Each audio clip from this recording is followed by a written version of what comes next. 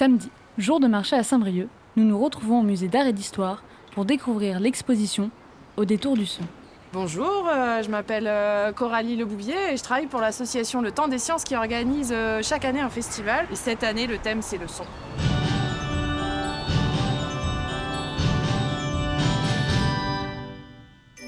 L'idée, c'est de promouvoir les sciences, de donner envie, de susciter la curiosité pour que le public s'intéresse aux sciences. En particulier, on a une installation qui a été réalisée par Sam Verlaine, intitulée Mécanique du souffle. Là, l'originalité quand même, c'est de faire venir un orgue. Alors, il est sur roulette, un orgue à roulette déplaçable. Donc souvent, c'est un instrument qu'on voit rarement, puisque c'est que dans les églises, c'est quelque chose de très grand.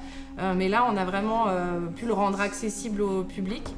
Et donc là, la volonté, ça a été vraiment de pouvoir composer de la musique tout seul, mais de plusieurs instruments. Et grâce à une platine qu'on va faire tourner, on va pouvoir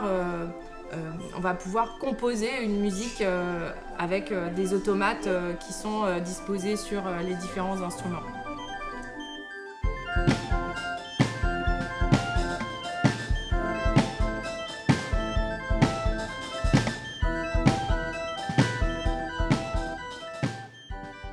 Donc c'est vrai que la médiation scientifique, généralement, on va penser aux chercheurs, aux scientifiques, on va dire, habituels, mais on a aussi des démarches scientifiques dans la création artistique. Et en l'occurrence, les artistes qui sont en bas sont beaucoup des artistes de musique électronique. Et on leur a laissé vraiment une carte blanche pour faire découvrir ce que c'est que la composition musicale.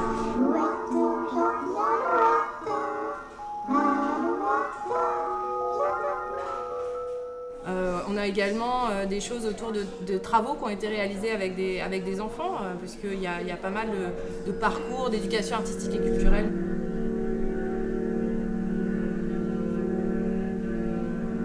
Dans la salle de l'étage, là, c'est une démarche qui va être complémentaire, puisqu'on parle du son, de la musique au rez-de-chaussée, et puis à l'étage, on va essayer de se dire, mais alors le son, c'est quoi en fait ?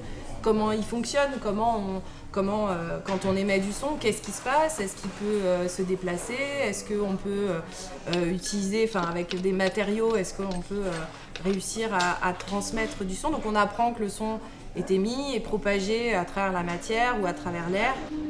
Et donc avec notre équipe de bénévoles, on a pu concevoir, imaginer des expériences. Et c'est vrai que ça, c'est vraiment un travail d'équipe. Et on a notamment conçu cette lanterne musicale. Je vais jouer le rôle d'interrupteur pour lancer la machine en positionnant mes mains.